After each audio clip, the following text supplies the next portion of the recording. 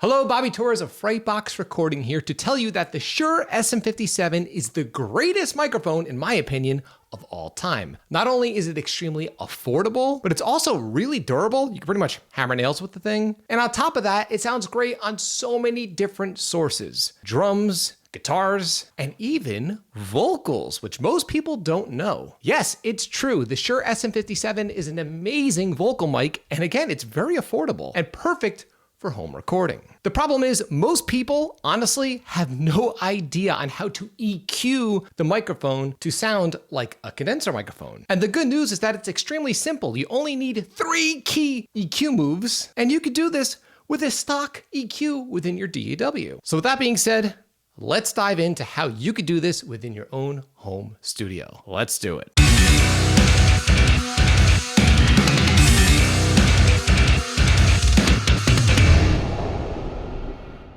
All right, so I'm gonna cut right to the chase and I'm going to show you right here in real time how you can EQ a Shure SM57 to sound amazing within your mix. This is great because if you have an SM57 on hand for maybe recording guitars or, like I said, drums, you can use it as a vocal mic. It's perfect for home recording because it's very forgiving in regards to your acoustic environment. But like I mentioned earlier, the problem is people don't know how to EQ the microphone, and this really frustrates me because it's extremely simple, and I'm gonna show you how in this video. And not only am I gonna show you how, I'm gonna show you 2 completely different vocalists recorded in different environments, 2 different style vocalists, and you'll see that these EQ moves work for both because they are universal regardless of the style of music that you are recording or the style of vocalist that you may be, or the style of vocalist that you're recording. So with that being said, I have a sample here of a vocal that was recorded with an SM57. Not only was it recorded with a 57, it was recorded in an unfinished basement through a cheap Mo2 interface. USB straight into my laptop. And that's it.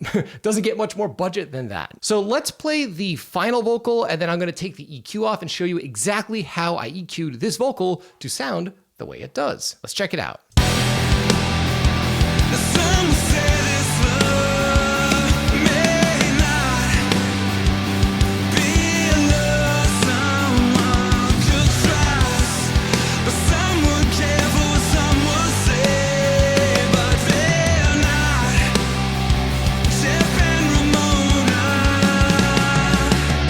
Okay, so that was the EQ'd vocal. Let's take the EQ off and let's hear the un-EQ'd version of the vocal. Some say this love may not. And this sounds very typical of a home recorded vocal, specifically for recording vocals with a dynamic mic. The problem is people tend to either overcomplicate EQ when they have a vocal performance like this or a vocal track like this, or they don't do enough. If you know what to do, you can do this in literally less than a minute, which we're gonna do right now. Maybe not under a minute because I'm talking, but we're gonna knock it out pretty quickly. The first thing you're gonna wanna do is get rid of all of the subs on your vocal. Everything below at least 100 Hertz, it's junk. Let's do that.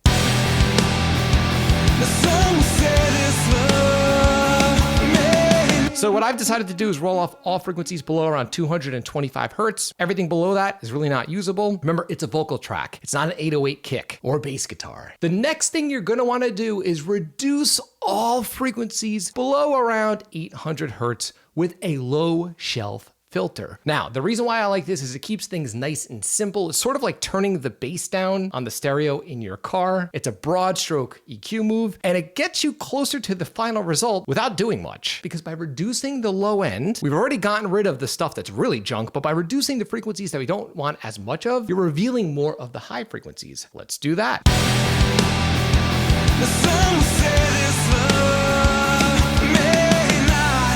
So what I've done here is I've reduced all frequencies below 550 Hertz by around 8 dB. People tend to be too timid when reducing frequencies. Don't be timid. If it's junk, reduce it. In this case, it's not junk. It's great stuff, but there was too much of it in the original recording. Because again, this was a raw vocal recorded into an SM57. It wasn't pre-processed, 100% home recorded. And the final EQ move, if you listen to the vocal in solo, it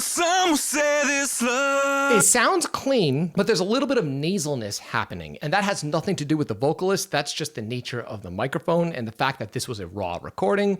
And almost always that nasal frequency range tends to be around 800 Hertz. So what I've done here is I've gone in and I've eliminated or greatly reduced around 825 Hertz. So now let's listen to the vocal with a cut at around 800 25 hertz by around 9 dB with sort of like a narrow bell shape. Let's check it out.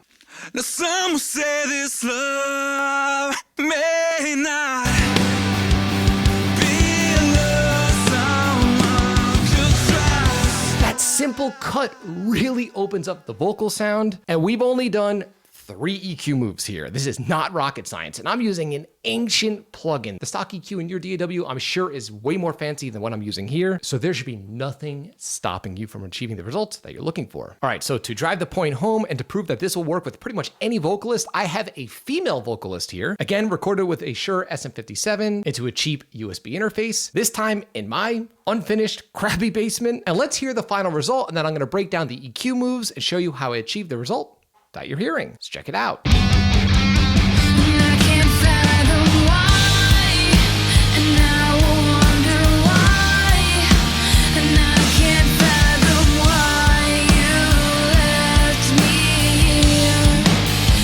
So as you can hear, the vocal has a very condenser-like quality to it. And again, super cheap microphone, the Shure SM57 that I just had lying around in my basement. So with all that being said, what I'm going to do is I'm gonna play the vocal back and I'm going to engage each of the 3 processes while the vocalist is singing so you can hear how much of a difference these EQ moves make right within context.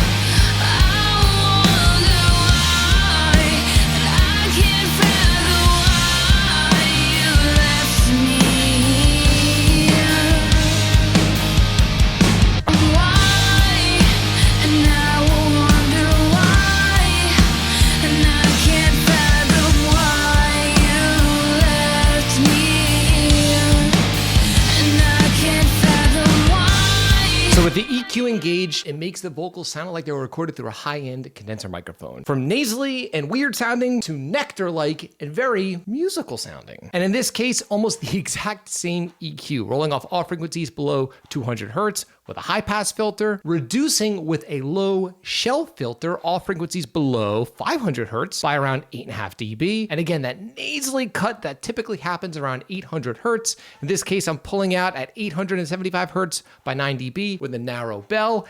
And that's it. This ain't rocket science. As you can see, you can achieve amazing results if you have a clear path and a clear understanding on how mixing and recording works. The good news for you is that once you understand the key fundamentals, it's pretty straightforward. The problem is people are either overcomplicating the process or they're constantly chasing their tails, trying out a million different fancy pants plugins that are just a waste of money, believe me. Now, I don't want this for you. I want you achieving better results with the gear that you currently have. Now, if you're interested in learning my go-to EQ settings for all of the main instruments within a rock or metal production, as well as my compression settings, you could download my Crisp and Clear Heavy Mix Formula PDF guide. Not only is it clearly laid out and straight and to the point, but I also provide you with some practice multi-track downloads. So you could try what I teach within the PDF guide at your own leisure. Again, if you're interested in downloading my Crisp and Clear Heavy Mix Formula, there's a link below in this video's description. Now, this is how I EQ vocals recorded with the Shure SM57. If you're interested in learning how I record vocals with the Shure SM57, watch this video. I think you're gonna find it enjoyable. Until next time, drink that,